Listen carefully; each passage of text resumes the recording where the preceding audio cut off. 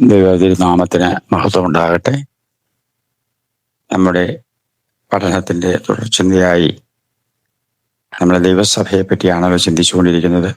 എന്താണ് സഭ, എന്തല്ല സഭ എന്നാണ് നമ്മൾ പഠിച്ചുകൊണ്ടിരിക്കുന്നത്.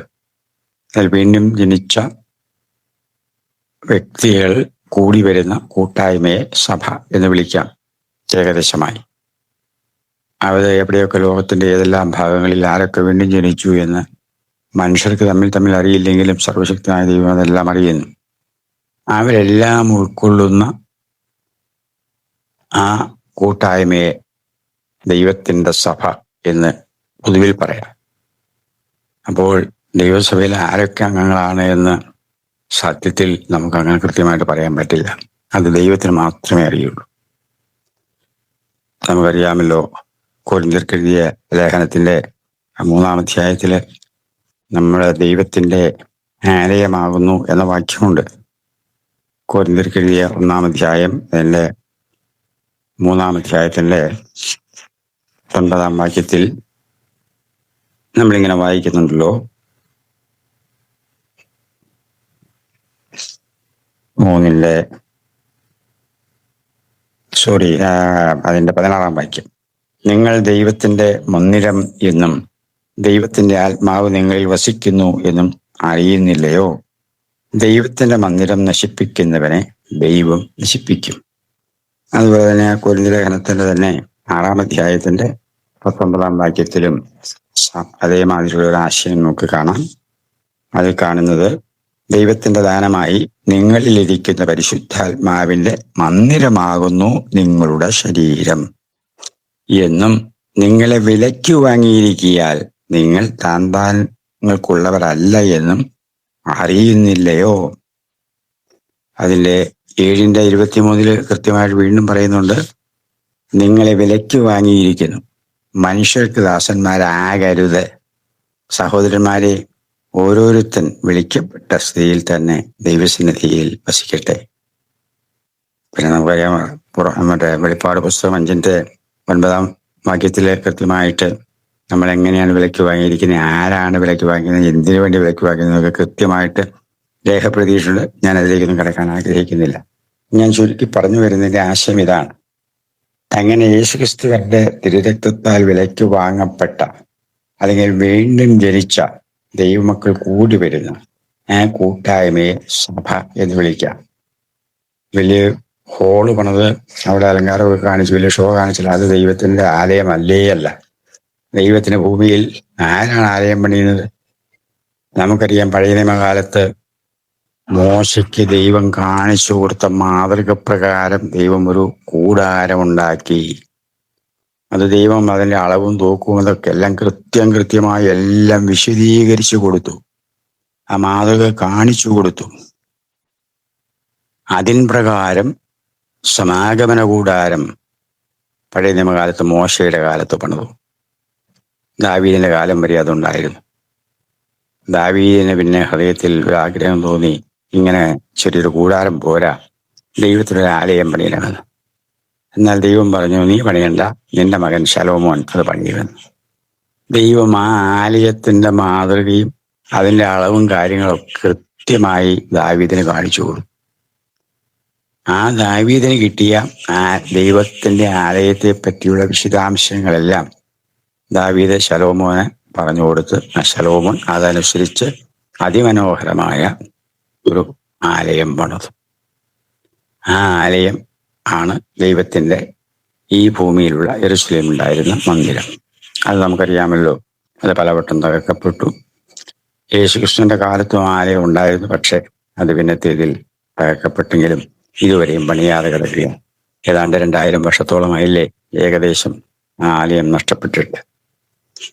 ഇനിയും ആ ആലയം പുനഃസ്ഥാപിക്കപ്പെടുവാൻ, പണിയപ്പെടുവാനുള്ള നീക്കങ്ങളൊക്കെ നടക്കുന്നു എന്നൊക്കെ നമ്മൾ കേൾക്കുന്നുണ്ട്. അതെന്തുമാകട്ടെ, അപ്പോൾ ആ ആലയം, അതായത് ദൈവത്തിന്റെ ആലയം, അത് നമുക്ക് ചിന്തിക്കേണ്ട വിഷയം ഇതാണ്. ദൈവം കാണിച്ചു കൊടുത്ത ദൈവത്തിനൊരു പദ്ധതിയുണ്ട്. ദൈവം നമ്മളെപ്പോലെ തോന്നുന്ന പോലെ ചെയ്യുന്ന വ്യക്തിയല്ല. സമയനിഷ്ഠയുടെ കാര്യത്തിൽ പെർഫെക്റ്റാണ്. എല്ലാത്തിനും അടുക്കും ചിട്ടയുമുണ്ട്. ഓരോ കാര്യത്തിനും അളവും തൂക്കവുമുണ്ട്. എല്ലാം ദൈവത്തിൻ്റെ പദ്ധതി പ്രകാരമാണ് നടക്കുന്നത്. ദൈവത്തിൻ്റെ ആലയത്തിന് പോലും ദൈവം കൃത്യമായ അളവും അതിൻ്റെ പരിമിതികളൊക്കെ കൃത്യമായി കാണിച്ചു കൊടുത്തിരുന്നു. അങ്ങനെയെങ്കിൽ ദൈവമക്കളെ, ദൈവത്തിൻ്റെ ആത്മാവ് വസിക്കേണ്ട മന്ദിരമായ നമ്മുടെ ശരീരം ദൈവം എങ്ങനെ സൂക്ഷിക്കാൻ ആഗ്രഹിക്കുന്നു എന്ന് ചിന്തിക്കേണ്ടതില്ലേ? ഇപ്പോൾ പരിശുദ്ധാത്മാവ് നമ്മളിൽ വീണ്ടും ജനിച്ച ദൈവപതിയിൽ വസിക്കുന്നു എന്ന് തിരുവചനം അസന്നിഗ്ധമായി നമ്മെ ഓർമ്മിപ്പിച്ച വാക്യങ്ങൾ നമ്മൾ വായിച്ചു കേട്ടില്ലേ? അപ്പോസ്തലപ്രവൃത്തി 2-ാം അധ്യായത്തിൽ പത്രോസ് സഹോദരന്മാരെ ഞങ്ങൾ എന്ത് ചെയ്യണമെന്ന് ചോദിച്ചപ്പം അവരോട് പറഞ്ഞ ഭാഗം നമുക്കറിയാമല്ലോ. നിങ്ങൾ മാനസാന്തരപ്പെട്ട് ഓരോരുത്തർ പാപങ്ങളുടെ മോചനത്തിനായി യേശു ക്രിസ്തുവിന്റെ നാമത്തിൽ സ്നാനപ്പെടുവിനെന്നാൽ പരിശുദ്ധാത്മാവെന്ന ദാനം ലഭിക്കും. അങ്ങനെ നമ്മൾ വെള്ളത്തിൽ മുങ്ങി പിതാവിന്റെയും പുത്രന്റെയും പരിശുദ്ധാത്മാവിന്റെയും നാമത്തിൽ സ്നാനമേൽക്കുമ്പോൾ ദൈവം തന്നെ പരിശുദ്ധാത്മാവിനെ നമ്മുടെ മേലയച്ച് നമ്മുടെ ജീവൻ നഷ്ടപ്പെട്ട മൃതമായ ആത്മാവിന് ജീവൻ നൽകി വീണ്ടും ജനിക്കുന്നു. അതിന് തെളിവ് നമ്മൾ ചിന്തിച്ചല്ലോ. യേശു ക്രിസ്തു സ്നാനപ്പെടേണ്ട ആവശ്യമില്ലാതിരുന്നിട്ടും യേശു ക്രിസ്തു സ്നാനപ്പെട്ട് കയറിയപ്പോൾ സ്വർഗത്തിൽ നിന്ന് പറയുകയാണ്, ഇതാ എൻ്റെ മകൻ. കണ്ടോ, പരിശുദ്ധാത്മാവ് യേശു ക്രിസ്തുവിന്റെ മേൽ പ്രാവെന്ന പോലെ ദേഹരൂപത്തിൽ ഇറങ്ങി വസിച്ചു എന്നും കാണുന്നു. അത് യേശു ക്രിസ്തുവിന്റെ ആ മാതൃക വീണ്ടും ജനിക്കുന്ന എല്ലാ ദൈവമക്കൾക്കുമുണ്ട്. നമ്മൾ വെള്ളത്തിൽ മുങ്ങി സ്നാനപ്പെട്ട് കയറുമ്പോൾ ജീവന്റെ പുസ്തകത്തിൽ നമ്മുടെ പേര് ദൈവം എഴുതും. പരിശുദ്ധാത്മാവെന്ന ദാനവും നമുക്ക് ലഭിക്കും. ആ പരിശുദ്ധാത്മാവ് വസിക്കുന്ന മന്ദിരമാണ് നമ്മുടെ ശരീരം എന്ന ഓർമ്മ എപ്പോഴും നമ്മെ ഭരിക്കണം. പരിശുദ്ധാത്മാവ് വസിക്കുന്ന മന്ദിരമായ നമ്മൾ കൂടി വരുന്ന കൂട്ടായ്മയെ വേണമെങ്കിൽ സഭയെന്ന് പറയാം. യേശുക്രിസ്തു ശിരസ്സാണ്. യേശുക്രിസ്തുവാകുന്ന ശിരസ്സിനോട് ഗാഢബന്ധം പുലർത്തുന്ന ശരീരത്തിന്റെ അവയവങ്ങളാണ് നാം ഓരോരുത്തരും. എന്ന് പറഞ്ഞാൽ അതിന്റെ ആശയം മനസ്സിലായല്ലോ. യേശുക്രിസ്തുവുമായി അത്ര ഗാഢബന്ധം പുലർത്തുന്ന വ്യക്തികളാണ് ദൈവമക്കൾ. അതുകൊണ്ട് നാം നിസ്സാരപ്പെട്ടവരല്ല, യേശുക്രിസ്തുവിന്റെ ദിവ്യ സ്വഭാവമുള്ളവരായിരിക്കേണ്ടതുണ്ട്. സ്നാനപ്പെടുമ്പോൾ യേശുവിനോട് ചേർന്നു. പിന്നെ നമ്മളെ കാണുന്നവര് യേശുവിനെ കാണുന്നത് തുല്യമായിട്ട് നമ്മുടെ ജീവിത രീതികളായിരിക്കേണ്ടതുണ്ട്. നമ്മുടെ സൗമ്യതയും താഴ്മയും വിനയവും വാക്കുകളും പ്രവൃത്തികളും ഒക്കെ യേശുവിനെ വെളിപ്പെടുത്തുന്ന വിധത്തിലായിരിക്കണമെന്നാണ് ദൈവം ആഗ്രഹിക്കുന്നത്. അല്ലാതെ ലോകമനുഷ്യരെ പോലെ എല്ലാ കാര്യത്തിലും അവരുമായി ഇടകലർന്ന് അങ്ങനെ പോകുന്ന ഒരു അനുഭവം അല്ല. അതുകൊണ്ടാണ് വേർപെട്ടിരിപ്പിനെന്ന് പറയുന്നത്.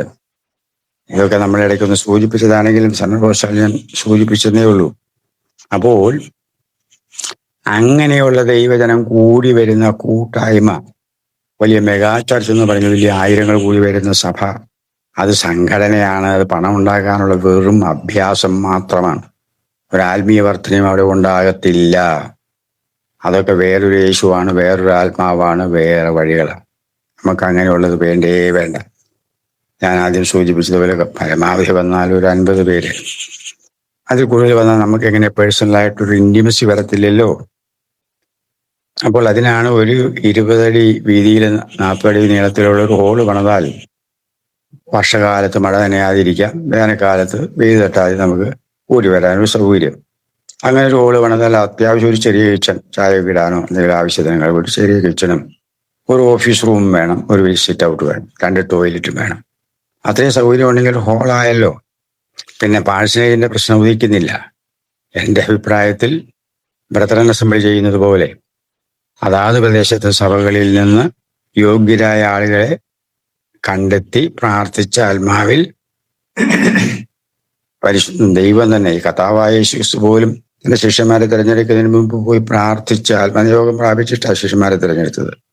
എന്നതുപോലെ ഒരു പ്രാദേശിക സ്ഥലത്ത് കൂടി വരുന്ന ജനം ആത്മാവിൽ പ്രാർത്ഥിച്ച് ഒരുങ്ങി അതിൽ നിന്ന് കൊള്ളാവുന്നവരെ, പ്രായമുള്ള പക്വതയുള്ള ഒരു 5 പേരെ മൂപ്പന്മാരായിട്ടും ഒരാളെ അധ്യക്ഷനായിട്ടും ഒരാളെ അസിസ്റ്റന്റ് അധ്യക്ഷനായിട്ടും എന്ന് പറഞ്ഞാൽ അധ്യക്ഷന്റെ എന്തെങ്കിലും അസൗകര്യം വന്നു പോയാൽ അത്യാവശ്യം പകരം കാര്യങ്ങൾ കൈകാര്യം ചെയ്യാൻ വേണ്ടി അങ്ങനെ ഒരു 7 പേർ ഉൾക്കൊള്ളുന്ന ഒരു ഗവേണിംഗ് ബോഡി എന്ന് വേണമെങ്കിൽ പറയാം. ആത്മീയ വിഷയങ്ങൾക്കും മറ്റു കാര്യങ്ങൾക്കൊക്കെ വേണ്ടി കാര്യങ്ങൾക്ക് വേണ്ടി ഒരു നേതൃത്വം കൊടുക്കാൻ അങ്ങനെ ഒരു പ്രസ്ഥാനം ഉള്ളത് നല്ലതാണ്. ഇതൊന്നും വചനത്തിലില്ല കേട്ടോ. ഇതെന്റെ ഭാവനയിൽ, എൻ്റെ ഒരു പ്രായോഗിക ആശയത്തിൽ ഉദിച്ച ചില ചിന്തകൾ എന്നുള്ളത് മാത്രമേ ഉള്ളൂ. ഇങ്ങനെ 5 പേര് 7 പേര് വേണം അധ്യക്ഷൻ എന്നുള്ള പദമുണ്ട്. അത് ഓരോ 3 വർഷം കൂടുമ്പോൾ ട്രാൻസ്ഫർ ചെയ്യുന്ന ഗവൺമെന്റ് ഉദ്യോഗസ്ഥന്മാരെ ട്രാൻസ്ഫർ ചെയ്യുന്ന പോലെ ട്രാൻസ്ഫർ അടിച്ചുകൊണ്ട് നടക്കേണ്ട പരിപാടി അല്ല. അതുകൊണ്ട് അത് ലോക്കലായിട്ട് ആ ലോക്കൽ സഭയിൽ നിന്ന് തന്നെയാണ്. അപ്പൊ അവരവരുടെ വീട്ടിൽ പോയി കിടന്നോളും. അതിനുവേണ്ടി ശമ്പളവും കാര്യങ്ങളൊന്നും കൊടുക്കണ്ട. അവരുടെ ശുശ്രൂഷ ദൈവം ഏൽപ്പിച്ചതുപോലെ പരിശുദ്ധാത്മാവരെ നയിക്കുന്ന പോലെ ശുശ്രൂഷിച്ചുകൊള്ളും. പിന്നെ സഭയുടെ ആവശ്യങ്ങൾക്ക് കറണ്ട് കാശ് അടയ്ക്കണം, വെള്ളത്തിന്റെ പൈസ അടയ്ക്കണം, അല്ലെ അങ്ങനെയുള്ള ചിലവൊക്കെ ഉണ്ടല്ലോ, കർത്തൃമേശയുടെ ചിലവ്, അങ്ങനെയുള്ള വിഷയങ്ങൾ. അതിനൊക്കെ എല്ലാവരും അത്യാവശ്യം എൻ്റെ അഭിപ്രായത്തിൽ പറഞ്ഞ സ്തോത്ര കാഴ്ച ദശാംശം എന്താ കൊടുക്കുന്നതെന്ന് വെച്ചാൽ കൊടുക്കട്ടെ. അത് സഭായോഗത്തിന്റെ മധ്യേ പണം പിരിവിന് പാത്രമായിട്ട് നടക്കരുത്. അതൊരു വൈകൃതമായ നടപടിയാണ്. ആ കയറി ചെല്ലുന്ന വാതിലിന്റെ അവിടെ ഒരു ചെറിയ പെട്ടി വെച്ചേക്കുക, സ്തോത്ര കാഴ്ചയോ ദശാംശമോ ഓരോരുത്തർ കർത്താവിന്റെ വേലയ്ക്ക് വേണ്ടി കൊടുക്കാൻ താല്പര്യമുള്ള തുക ആ പെട്ടിയിൽ നിക്ഷേപിക്കട്ടെ. അത് ഉത്തരവാദപ്പെട്ടവരെ എണ്ണിയെടുത്ത് എന്താണെന്ന് വെച്ച് ചെയ്യട്ടെ. കണക്കെഴുതണം, കൃത്യമായ കാര്യങ്ങൾ ബോധ്യപ്പെടുത്തണം. സഭയിൽ ആ കണക്ക് വായിക്കുകയും ചെയ്യുന്നത് നല്ലതാണ്. ആര് ഇത്ര കൊടുത്തു എന്നൊന്നും പറയേണ്ട കാര്യമൊന്നുമില്ല. അത് ദൈവം അവർ പറഞ്ഞാൽ മതി, അവരുടെ മനസ്സാക്ഷിക്ക് വിട്ടാൽ മതി. പിന്നെ ദശാംശം കൊടുക്കണമെന്ന് തന്നെ കർത്താവ് പറഞ്ഞതായിട്ടാണ് എൻ്റെ ചിന്ത. മത്തായി 21:23 ഞാൻ എവിടെയോ സൂചിപ്പിച്ചത് എൻ്റെ ഓർമ്മ.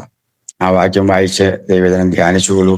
ദശാംശം കൊടുക്കണമെന്ന് കൃത്യമായിട്ട് പറയുന്നത്. പിന്നെ ആർക്ക് കൊടുക്കണം, എവിടെ കൊടുക്കണം, ഉപദേശിമാർക്ക് തിന്നാൻ കൊടുക്കാം, അല്ലെങ്കിൽ അങ്ങനെയുള്ള ആവശ്യങ്ങൾ കൊടുക്കണമെന്ന് എനിക്ക് അഭിപ്രായമില്ല. ദശാംശം കർത്താവിന്റെ വേലയ്ക്ക് വേണ്ടി, കർത്താവിന്റെ നാമമഹത്വത്തിന് വേണ്ടി മാറ്റിവെച്ച ആവശ്യത്തിന് വേണ്ടി അത് ഉപയോഗിക്കുക എന്നുള്ളത് വചനത്തിൽ നിഷ്കർഷമുണ്ട്. പുതിയ നിയമത്തിൽ അത് ബാധകം തന്നെയാണ്. ഓക്കെ. പിന്നെ ഇന്ന് നമുക്കറിയാമല്ലോ, നമ്മുടെ ഈ കൂടി വരുന്ന സഭകളിലൊക്കെ എന്താ പറയുക, മൈക്ക് സെറ്റ് ഓക്കെ, നല്ലതാണ്. എല്ലാവരും കേൾക്കത്തക്ക വേണം പാട്ട് പാടാനോ അല്ലെങ്കിൽ പ്രസംഗിക്കാനൊക്കെ അത് പ്രയോജനപ്പെടുമെന്നുള്ളത് കൊണ്ട് ഒരു സഭായോഗത്തിൽ അല്ലെങ്കിൽ ഒരു ഹാളില് ഒരു പ്രാദേശിക സഭയിൽ ഒരു മൈക്ക് സെറ്റ് നല്ലതാണ്. പിന്നെ വാദ്യോപകരണമോ, എനിക്ക് വാദ്യോപകരണങ്ങളുടെ പേര് പോലും അറിയത്തില്ല. കഴിയുമെങ്കിൽ ഒരു ഒരു ചെണ്ട പോലത്തെ ഒരു സാധനവും പിന്നെ ഒരു ഓർഗനും അത്യാവശ്യം, അത് രണ്ടും കുഴപ്പമില്ല. അതിനപ്പുറമുള്ള ഉപകരണങ്ങളൊക്കെ കൊണ്ടുവരുന്നത് വെറും പൈശാചിക തട്ടിപ്പാന്നേ. ഇത് ഗാനമേള കേൾക്കാനല്ലല്ലോ നമ്മൾ ചർച്ചിൽ വരുന്നത്. നമുക്ക് ദൈവത്തെ പ്രസാദിപ്പിക്കാൻ ഈ പാട്ടൊക്കെ പാടി മധുരകരമായ പാട്ട് പാടുമ്പോൾ ഈണത്തിനൊപ്പിച്ച് പാടി കിന്നരവും വീണയൊക്കെ വായിക്കുമ്പോൾ ദൈവം അങ്ങ് സന്തോഷിച്ചിട്ട് നമ്മെ അനുഗ്രഹിക്കുന്നതാണോ കരുതുന്നത്? എന്ത് വിവരക്കേടാന്ന് എനിക്കറിയില്ല. പഴയ നിയമകാലത്ത് സങ്കീർത്തനത്തിലൊക്കെ ഈ പദങ്ങളുണ്ട്, ഞാനത് സമ്മതിക്കുന്നു. അത് എന്തിനു വേണ്ടിയാ, എപ്പോഴാ? ദാവീദ് നൃത്തം ചെയ്ത് പാട്ട് പാടിയെന്നാ പറയുന്നത്. എവിടെ? ആലയത്തിനകത്താണോ? ഇത്ര വിവരം കേട്ട മനുഷ്യന്റെ വിവരമില്ലായ്മ ഓർക്കുമ്പോൾ സങ്കടം തോന്നുന്നു. അത് ആലയത്തിനകത്തല്ല, ആലയത്തിനകത്ത് പുരോഹിതന്മാര് മാത്രമല്ലേ ഉള്ളൂ. ജനം വന്നിങ്ങനെ ദൈവത്തിന്റെ ആ പെട്ടകം ഒരു സ്ഥലത്ത് നിന്ന് മറ്റൊരു സ്ഥലത്തേക്ക് കൊണ്ടുപോകുന്ന വഴിയിൽ അവർ ആർത്തട്ടഹസിച്ച് ദൈവത്തിൽ സന്തോഷിച്ച പെട്ടകം സന്തോഷത്തോടെ കൊണ്ടുവന്ന സമയത്താണ് ദാവീദ് പാട്ട് പാടിയതും ഡാൻസ് ചെയ്തതുമൊക്കെ. അതുപോലെ ആലയത്തിൽ വരുന്ന ജനം ദീർഘസമയം അവിടെ ബലിയർപ്പണമൊക്കെ നടന്നുകൊണ്ടിരിക്കുമ്പോൾ ബോറടിച്ച് ചുമ്മാ ഇരുന്ന് പോകരുതല്ലോ. അതിനുവേണ്ടി പ്രാകാരങ്ങളിൽ കൂടി വരുന്ന ജനത്തിന് ദൈവത്തെ മഹത്വപ്പെടുത്തുവാൻ വേണ്ടി പാട്ടുപാടി ദൈവത്തെ സ്തുതിക്കും. അത് വാദ്യോപകരണങ്ങളുണ്ടായിരുന്നു, അത് തെറ്റൊന്നുമില്ല. പക്ഷെ ആലയത്തിനകത്ത് ഏത് വാദ്യോപകരണം ഉണ്ടായിരുന്നതെന്ന് ചിന്തിച്ചു നോക്കിക്കേ. അതുകൊണ്ട് നമ്മൾ കൂടി വരുന്ന സഭായോഗങ്ങളിലും ഈ വാദ്യോപകരണങ്ങൾ കാണിച്ച് കോപ്രായം കാണിക്കുന്നത് പൈശാചികമാണ്, ലോകമയമാണ്. അത് ദൈവമക്കൾക്ക് യോഗ്യമേ അല്ല, ഒരിക്കലുമല്ല. പാട്ടുപാടി ദൈവത്തെ മഹത്വപ്പെടുത്തുക, അതോ 1, 2, 3 പാട്ട് പാടുക, ദരിസോൾ. അല്ലാതെ ഇവിടെ ഗാനമേള നടത്തുന്ന ഒരു വേദി അല്ലല്ലോ നമ്മുടെ സഭാ ഹാള്. അതുപോലെ ചില സഭകളിലൊക്കെ സഭായോഗത്തിന് മുൻപേ തലേദിവസമോ 2 ദിവസം മുൻപോ പോയി ഈ കൊയർ ഗ്രൂപ്പ് കൂടി വന്നിട്ട് റിഹേഴ്സൽ നടത്തും, കൊയറിന്റെ ട്രെയിനിങ് നടത്തും.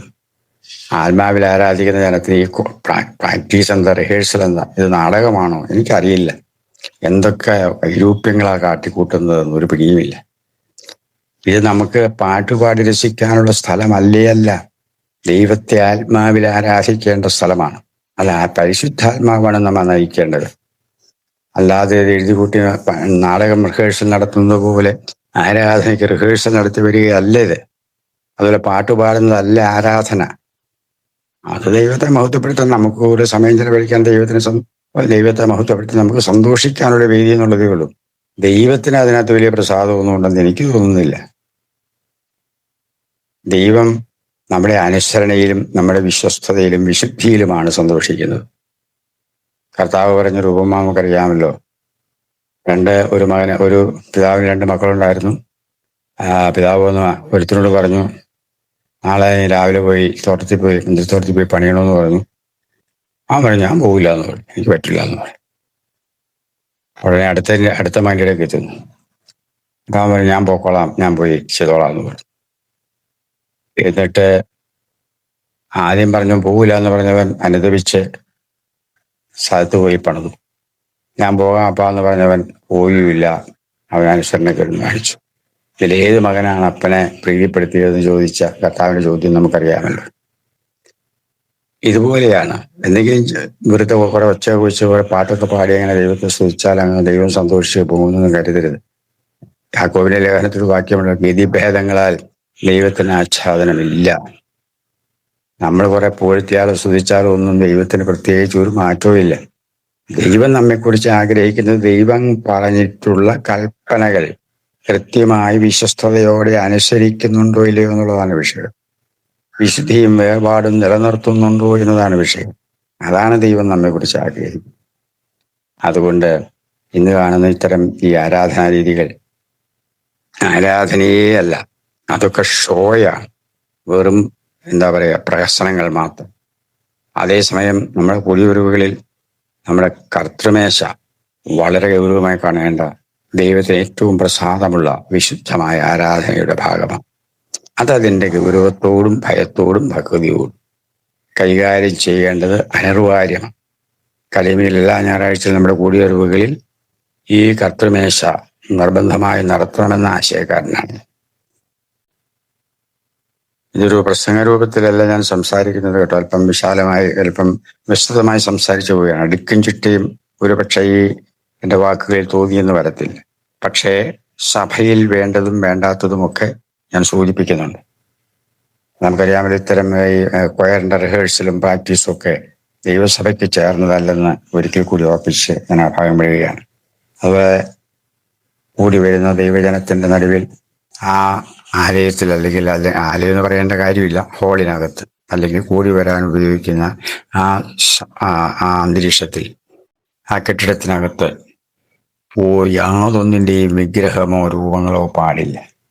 അവിടെ ധൂപക്കുറ്റിയുടെ ആവശ്യമില്ല, മെഴുതിരിക്കാലിൻ്റെ ആവശ്യമില്ല, മെഴുതിരികൾ കത്തിക്കേണ്ടതും ആവശ്യമില്ല, ധൂപക്കുറ്റിയോ ധൂപം വീശോ ഒന്നും ആവശ്യമില്ല. അതിനുശേഷം പുരോഹിത വേഷം കെട്ടിയ പുരോഹിതന്മാരും ഈ പുതിയ നിയമസഭയിൽ ഇല്ല. കാരണം നമ്മളെല്ലാം രാജകീയ പുരോഹിത വർഗമാണ് എന്ന് തിരുവചനം അസന്നിഗ്ധമായി പറയുന്നില്ലേ? അപ്പോൾ നമ്മൾ പുരോഹിതരാണെങ്കിൽ കൂടി വരുന്ന എല്ലാ ജനവും, അതായത് വീണ്ടും ജനിച്ച എല്ലാവരും വിശുദ്ധ രാജകീയ പുരോഹിത വർഗമാണ്. അതിൽ തന്നെ പിന്നെ ഒരു പ്രത്യേക പുരോഹിതന്റെ വേഷം കെട്ടേണ്ട ആവശ്യമില്ല. ഈ പ്രൊട്ടസ്റ്റന്റ് സഭകളിലൊക്കെ സാക്ഷ്യം പറയുന്ന പരിപാടിയുണ്ട്. അത് എന്തുവാ പറയുന്നത്, എങ്ങനെയാ പറയേണ്ടതെന്ന് ആർക്കും ഒരു നിശ്ചയമില്ല. കർത്താവ് കഴിഞ്ഞ ദിവസങ്ങളിലൊക്കെ എന്നെ അത്ഭുതകരമായിട്ട് നടത്തി ഞാൻ വീഴാൻ തോന്നി, ഇപ്പം എന്നെ താങ്ങി. ഇങ്ങനെയുള്ള സാക്ഷ്യം പറഞ്ഞ വിവരക്കേടൊക്കെ സഭയ്ക്കകത്ത് ഒഴിവാക്കൂ. എല്ലാവരെയും ദൈവമല്ലേ സൂക്ഷിക്കുന്നത്, അതെല്ലാവർക്കും അറിയാവുന്ന കാര്യമല്ലേ. ദൈവം സൂക്ഷിച്ചില്ലേ പിന്നെ ആർക്ക് നിൽക്കാൻ പറ്റും? അത്തരം സാക്ഷ്യങ്ങളും അനാവശ്യമായ സമയം ചെലവഴിക്കുന്ന പണികളൊക്കെ ഒഴിവാക്കി ദൈവനാമ മഹത്വത്തിന് വേണ്ടി നല്ല വചനം ഘോഷിക്കൂ. പരസ്പരം എല്ലാവർക്കും വചനം പറയാനുള്ള അവസരം കൊടുക്കുന്നത് നല്ലതാണ്. അപ്പോൾ ആളുകൾ അതിനുവേണ്ടി പഠിക്കുകയും ഒരുങ്ങുകയും ചെയ്യും. പരിശുദ്ധാത്മാവ് വിവിധ രൂപത്തിൽ വ്യക്തികളിലൂടെ ഇടപെടുകയും ചെയ്യും. ആ കേൾക്കുന്ന വചനങ്ങൾ നമുക്ക് ഭാവി ജീവിതത്തിൽ പ്രയോജനപ്പെടുത്താനിടയാകും. വചനത്തിന് 1-ാം സ്ഥാനം കൊടുക്കുക. നമ്മുടെ സഭായോഗങ്ങളിൽ പ്രധാനമായും 2 കാര്യങ്ങൾ. വചന ശുശ്രൂഷ, അത് ഒരാൾ തന്നെ 1 മണിക്കൂർ 2 മണിക്കൂർ പ്രസംഗിക്കുന്നതിനേക്കാൾ നല്ലത് പലരും കൂടി 10 മിനിറ്റോ 5 മിനിറ്റോ 15 മിനിറ്റോ ഒക്കെ വെച്ച് ഷോർട്ടായിട്ട് പ്രബോധനങ്ങൾ നൽകുന്നത് വളരെ നന്നായിരിക്കുമെന്ന ആശയക്കാരനാണ് ഞാൻ. അതുപോലെ കർത്തൃമേശ നിർബന്ധമായും ആ കൂടിയവരുകൾ ഉണ്ടാകട്ടെ. ഇത് രണ്ടുമുണ്ടെങ്കിൽ അത് അനുഗ്രഹം. പാട്ടിന്റെ എണ്ണമൊക്കെ കുറച്ച് സാക്ഷ്യങ്ങൾ ഒഴിവാക്കി പരിജ്ഞാനത്തോടെ പരിശുദ്ധാത്മാവിന്റെ നിയന്ത്രണത്തിൽ സഭായോഗങ്ങൾ നടക്കുന്നെങ്കിൽ അതെല്ലാ അർത്ഥത്തിലും അനുഗ്രഹമായിരിക്കുമെന്ന് അഭിപ്രായം എനിക്കുണ്ട്. തുടർന്ന് നമുക്ക് ഗൗരവമായൊരു ചിന്ത ധ്യാനിക്കാനുണ്ട്. അതായത് പ്രധാനമായും ദൈവസഭകളിൽ ദുരുപദേശങ്ങൾ ധാരാളമായി പഠിപ്പിക്കുന്നുണ്ട്. ആ വിഷയത്തെ ഓരോന്നോരോന്നായി എടുത്ത് നമുക്ക് വ്യക്തിപരമായി പ്രാർത്ഥനയോടെ പഠിക്കണമെന്ന് കർത്താവിൽ ആഗ്രഹിക്കുകയാണ്. ദൈവജനം പരിശുദ്ധാത്മാവ് വിഷയത്തിൽ നയിക്കേണ്ടതിന് വേണ്ടി പ്രാർത്ഥിക്കണമേ എന്ന് വിനയപൂർവ്വം അപേക്ഷിക്കുകയാണ്. ഞാൻ പലപ്പോഴും ഓർപ്പിക്കുന്നത് പോലെ പാണ്ഡിത്യത്തിൻ്റെയും അറിവിൻ്റെയും തിയോളജിക്കൽ നോളജ് വെളിപ്പെടുത്തുന്ന വേദിയാകാതെ പരിശുദ്ധാത്മാവ് നൽകുന്ന വെളിപ്പാടും കാഴ്ചപ്പാടും തിരുവചന സത്യങ്ങളും നമ്മെ സ്വാധീനിച്ച് വിശുദ്ധ ജീവിതം നയിപ്പാൻ കർത്താവിൻ്റെ വരവിന് വേണ്ടി ഒരുങ്ങിപ്പാർക്കുവാൻ അല്ല, അതിനു മുൻപ് മരണം വഴി വേർപെട്ടാൽ കർത്താവിൻ്റെ സന്നിധിയിൽ ചെല്ലുവാൻ ഒരുക്കമുള്ളവരായിരിക്കാം. ഓരോരുത്തരും വ്യക്തിപരമായി തങ്ങളെ തന്നെ വിശുദ്ധിയിലും വേർപാടിലും നിലനിർത്തി നിത്യതയ്ക്കായി ഒരുങ്ങുവാൻ ദൈവമേവരെയും സഹായിക്കട്ടെ. ദൈവഹിതമായാൽ അടുത്ത പ്രാവശ്യം നമുക്ക് സഭകളിൽ നടക്കുന്ന ദുരുപദേശങ്ങൾ ഓരോന്നായി ചിന്തിക്കാൻ ഇടയാകട്ടെ എന്ന് ആശംസിച്ചും പ്രാർത്ഥിച്ചുകൊണ്ട് ഈ വാക്കുകൾ ഇവിടെ ഉപസംഹരിക്കുന്നു. ദൈവം ഏവരെയും അനുഗ്രഹിക്കട്ടെ.